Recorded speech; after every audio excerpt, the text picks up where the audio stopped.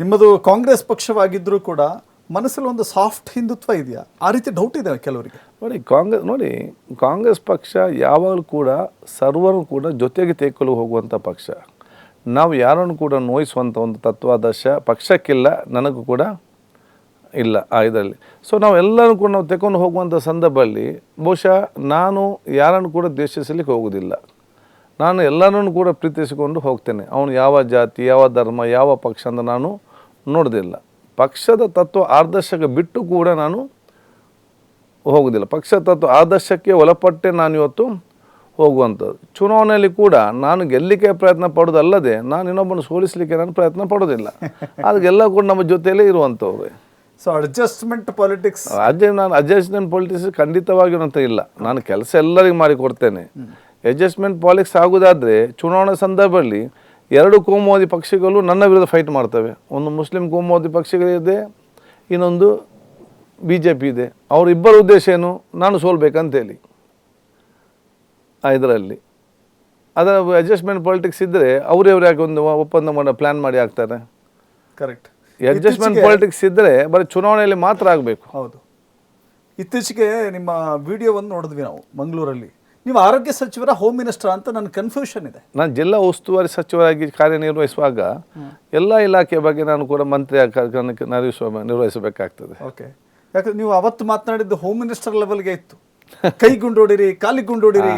ಹಾಗೇನಲ್ಲ, ನಿಮ್ಮ ಮುಖಂದ ಹೇಳಿಕೆ ನೋಡಿ ಅಲ್ಲ, ಅದಕ್ಕೊಂದು ಸ್ಪಷ್ಟನೆ ಕೊಡುವಂತ ಸ್ಪಷ್ಟನೆ ಹೋಗಿ ಅದು ನಿಮ್ಮ ಮುಖ ಹೇಳುವಂಥದ್ದು. ನಾನು ನಿಮಗೆ ಬೇಕು. 2018 ನಾನು ಉಸ್ತುವಾರಿ ಸಚಿವನಾಗಿ ಜಿಲ್ಲೆಗೆ ನಾನು ಫಸ್ಟ್ ಬಂದೆ.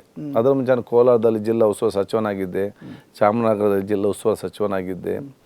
2018 ಬಂದಾಗ ನಮ್ಮ ಕರಾವಳಿ ಜಿಲ್ಲೆಯ ಇತಿಹಾಸದಲ್ಲಿ ಫಸ್ಟ್ ಟೈಮ್ ಎಲ್ಲ ಕ್ಲಬ್ಗಳನ್ನು ಬ್ಯಾನ್ ಮಾಡಿದ್ದು, ಎಲ್ಲ ಲೈವ್ ಬ್ಯಾನ್ ಮಾಡಿದ್ದು, ಎಲ್ಲ ಮಸಾಜ್ ಪಾರ್ಲರ್ ಬ್ಯಾನ್ ಮಾಡಿದ್ದು, ಎಲ್ಲ ವೀಡಿಯೋ ಗೇಮ್ಸನ್ನು ಬ್ಯಾನ್ ಮಾಡಿದ್ದು, ಎಲ್ಲ ಸ್ಕಿಲ್ ಗೇಮನ್ನು ಬ್ಯಾನ್ ಮಾಡಿದ್ದು, ಎಲ್ಲ ಅನ್ವಯ ಚಟುವಟಿಕೆ ನೇರ ಮತ್ತು ಬ್ಯಾನ್ ಮಾಡಿದ್ದು, ಹೊಯ್ಗೆ ಮಾಫಿಯಾಗೆ ಸಂಬಂಧಪಟ್ಟ ಬಂದಾಗ ಅದನ್ನು ಸ್ಯಾಂಡ್ ಬಜಾರ್ ಆ್ಯಪ್ ಅಂತ ಜಾರಿಗೆ ತಂದದ್ದು.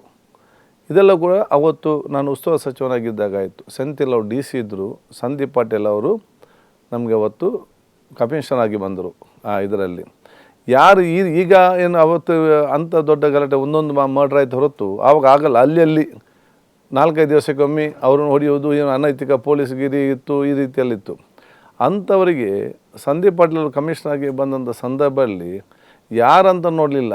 ಯಾರಾದರೂ ಪಬ್ಲಿಕ್ಕಲ್ಲಿ ರಾತ್ರಿ ಹೊತ್ತು ಗಾಡಿಯನ್ನು ನಿಲ್ಲಿಸಿ 10-20 ಜನ ಏನಾದರೂ ಹೋಗುವವರಿಗೆ ಹೊಡೆಯೋದು, ಬಡಿಯೋದು, ಲೂಟಿ ಮಾಡಿ ಓಡಿ ತಪ್ಪಿಸ್ತಿದ್ರೆ ಅವರ ಮನೆಯಿಂದ ಅವನು ಅರೆಸ್ಟ್ ಮಾಡಿಕೊಂಡು ಅವನು ಓಡೋ ಸಂದರ್ಭದಲ್ಲಿ ಅವನಿಗೆ ಗುಂಡಾಕಿ ಇದಿತ್ತು. 4-5 ಕಂಟಿನ್ಯೂಸ್ ಈ ಥರ ಅವರು ಮಾಡಿದಾಗ ಇಡೀ ದಕ್ಷಿಣ ಕನ್ನಡ ಜಿಲ್ಲೆವೇ ಒಂದು ಭಯ ಮತ್ತು ಕರೆಕ್ಟಾಗಿ ನಿಂತಿತ್ತು. ಎಲ್ಲ ರೌಡಿಗೆಲ್ಲ ಹೆದರಿಕೆಯಾಗಿ ನಾನು ಉಸ್ತುವಾರಿ ಮಂತ್ರಿ ಆಗಿದ್ದೆ. ನನ್ನ ಮನೆಯಲ್ಲಿ ಬೆಳಿಗ್ಗೆ ನೋಡೋ ಕ್ಯೂ ನಿಲ್ತಾಯಿದ್ರು. ಏನು ಅವನ ತಾಯಿ ಮತ್ತು ಇವನು ಮುಂಚೆ ರೌಡಿಸಮ್ ಮಾಡಿದ್ದ, ಈಗ ಬಿಟ್ಟಿದ್ದಾನೆ. ಅದು ಏನೋ ಪೊಲೀಸ್ ಕಮಿಷನರ್ ಎಲ್ಲ ಭಾಳ ಸ್ಟ್ರಿಕ್ಟಾಗಿ ಮಾಡ್ತಾ ಇದ್ದಾರೆ, ಇವನೇನು ಇಲ್ಲ ಅಂತ ದಯವಿಟ್ಟು ಹೇಳಿ.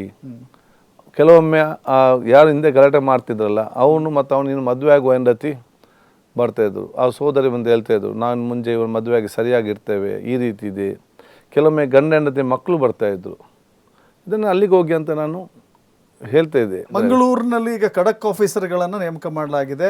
ಶಾಂತಿ ಸುವ್ಯವಸ್ಥೆಗೆ ಭದ್ರತೆಯನ್ನು ಕೊಡಲಾಗಿದೆ. ಬಹಳ ಸುಭದ್ರವಾದ ಶಾಂತಿ ಸುವ್ಯವಸ್ಥೆ ಇದೆ. ಖಡಕ್ ಪೊಲೀಸ್ ಆಫೀಸರ್ಗಳ ಜೊತೆಗೆ ಖಡಕ್ ಮಿನಿಸ್ಟ್ರಿ ಇರಲಿ ಅಂತ ನಿಮ್ಮನ್ನಲ್ಲಿ ಉಸ್ತುವಾರಿ ಮಾಡಿದ್ರಾ? ಇಲ್ಲ, ಯಾಕಂತ ಹೇಳಿದರೆ ಜನ ಇವತ್ತು ನಾವು ಆರಿಸಿ ಕಲಿಸಿದ್ದಾರೆ, ಜನ ಇವತ್ತು ನಮ್ಮ ಪ್ರೋತ್ಸಾಹ ಕೊಟ್ಟಿದ್ದಾರೆ. ಮುಖ್ಯಮಂತ್ರಿಗಳು ಕೂಡ ಇವತ್ತು ಅದನ್ನು ಗಮನಿಸಿದ್ದಾರೆ. ಇದರಲ್ಲಿ ಇನ್ನೂ ಕೂಡ ಉಸ್ತುವಾರಿ ಇನ್ನೂ ಕೂಡ ಅಲರ್ಟ್ ಆಗಲಿಲ್ಲ, ಆಗ್ಬೋದು. ಎಲ್ಲಿಯಾದರೂ ಕೂಡ ನನ್ನ ಕೆಲಸದಲ್ಲಿ ಭಾಳ ಕ್ಲಿಯರ್ ಕಟ್ಟಾಗಿ ನಾನು ಇರ್ತೇನೆ. ಆ ವಿಚಾರಕ್ಕೆ ಸಂಬಂಧಪಟ್ಟಾಗೆ ನಮಗೆ ಭಾಳ ಸ್ಟ್ರಿಕ್ಟಾಗಿರಬೇಕು ಮತ್ತು ಜನಸಾಮಾನ್ಯ ತೊಂದರೆ ಆಗಬಾರ್ದು. ನಾವು ಖಡಕ್ ಯಾರಿಗಿರಬೇಕು, ಆ ಆ್ಯಂಟಿ ಸೋಷಿಯಲ್ ಎಲಿಮೆಂಟ್ಗೆ ಮಾತ್ರ ಖಡಕ್ ಇರಬೇಕು. ಇವರಿಗೆ ಖಡಕ್ ಅಂತ ಕೆಲವು ಜನಸಾಮಾನ್ಯರು ಕೂಡ ತೊಂದರೆ ಆಗುವಂಥ ಕೆಲಸ ನಮ್ಮಿಂದ ಆಗಬಾರ್ದು. ಅವ್ರು ಖುಷಿಯಿಂದ ಇರಬೇಕು, ಖುಷಿಯ ವಾತಾವರಣ ಇರಬೇಕು. ಈ ಒಂದು ವರ್ಗಕ್ಕೆ ನಮ್ಮ ಹೆದರಿಕೆ ಇರಬೇಕು. ಆ ರೀತಿಯ ಒಂದು ಆಡಳಿತವನ್ನು ನಡೆಸೋದು ನನಗಿಷ್ಟ. ಕಳೆದ 3 ವರ್ಷದ ಹಿಂದಿನ ಚಿತ್ರಣ, ಈಗಿನ ಚಿತ್ರಣ ಮಂಗಳೂರಿನಲ್ಲಿ ನೀವು ನೋಡೋದಾದರೆ ಅಥವಾ ಜನಗಳೇ ಹೇಳಿದ್ದನ್ನು ನೀವು ಕೇಳಿದ್ದಾದರೆ ಹೇಗಿದೆ?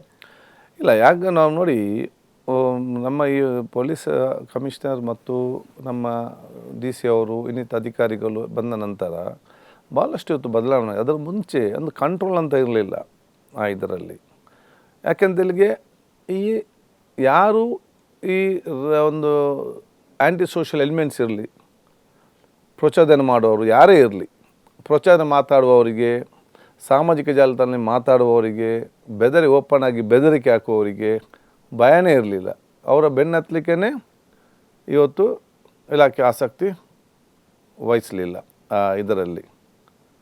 ಈಗ ಅದಲ್ಲ, ಅದೊಂದು ರಾಜಕಾರಣಿಯಿಂದ ಹಿಡಿದು ಜನಪ್ರತಿನಿಧಿಯಿಂದ ಹಿಡಿದು ಯಾರು ಇವತ್ತು ಪ್ರಚೋದನಕಾರಿ ಮಾತಾಡ್ತಿದ್ರ ಅಲ್ಲಿಂದ ಹಿಡಿದು ತಳಮಟ್ಟದ ಒಬ್ಬ ರೌಡಿಸಮ್ ತನಕ ಕೂಡ ಬಹಿರಂಗವಾಗಿ ಪ್ರಚೋದನಕರವಾಗಿ ಸಮಾಜದಲ್ಲಿ ಅಶಾಂತಿ ಸೃಷ್ಟಿಸಲಿಕ್ಕೆ ಇವತ್ತು ಪ್ರಯತ್ನ ಪಡೋದನ್ನೆಲ್ಲ ಕೂಡ ನಿಲ್ಲಿಸಿದ್ದಾರೆ. ಯಾಕೆ ಅಂತ ಹೇಳಿದರೆ ಪೊಲೀಸ್ ಇಲಾಖೆಯ ಆ ಒಂದು ದಿಟ್ಟವಾದ ಕ್ರಮದಿಂದ. ಕಳೆದ ಬಾರಿ ಬೊಮ್ಮಾಯಿಯವರ ಅವಧಿಯಲ್ಲಿ ಹಿಜಾಬಿಂದ ಶುರುವಾಗಿ ಆಜಾನಿಂದ ಮುಂದುವರೆದು ಆನಂತರದಲ್ಲಿ ದೇವಸ್ಥಾನಗಳಲ್ಲಿ ಅನ್ಯ ಧರ್ಮೀಯರಿಗೆ ವ್ಯಾಪಾರಕ್ಕೆ ಅವಕಾಶ ಇಲ್ಲ ಅಂತ ಹೇಳಿ ಈಗ ಹೆಂಗಿದೆ? ಈಗ ನೋಡಿ, ಹಿಂದೆ BJP ಸರ್ಕಾರ ಇದ್ದಾಗ ಜನ ಬೆಳಿಗ್ಗೆ ಎದ್ದು ಪೇಪರ್ ನೋಡ್ತಾ ಇದ್ದು, ಇವತ್ತೇನು ಸಮಸ್ಯೆ ಆಗಿದೆ, ಇವತ್ತು ಸಮಸ್ಯೆ ಆಗಿದೆ ಅಂತೇಳಿ ಜನ ಬೆಳಿಗ್ಗೆ ಎದ್ದು ಸರ್ಕಾರದ ಬಗ್ಗೆ ಆಲೋಚನೆ ಮಾಡ್ತಾಯಿದ್ರು, ಇವ್ರು ಏನು ಮಾಡ್ತಾರಂತೇಳಿ. ಕಾಂಗ್ರೆಸ್ ಸರ್ಕಾರ ಬಂದಾಗ ಕಾಂಗ್ರೆಸ್ ಸರ್ಕಾರ ಜನರ ಬಗ್ಗೆ ಆಲೋಚನೆ ಮಾಡ್ತಿದ್ದಾರೆ. ಜನ ಅವರಷ್ಟಕ್ಕೆ ದುಡಿಲಿಕ್ಕೆ ಹೋಗಿ ನೆಮ್ಮದಿಯಿಂದ ಅವ್ರ ಕುಟುಂಬ ಜೊತೆ ಜೀವನ ಇವತ್ತು ಇದ್ದಾರೆ.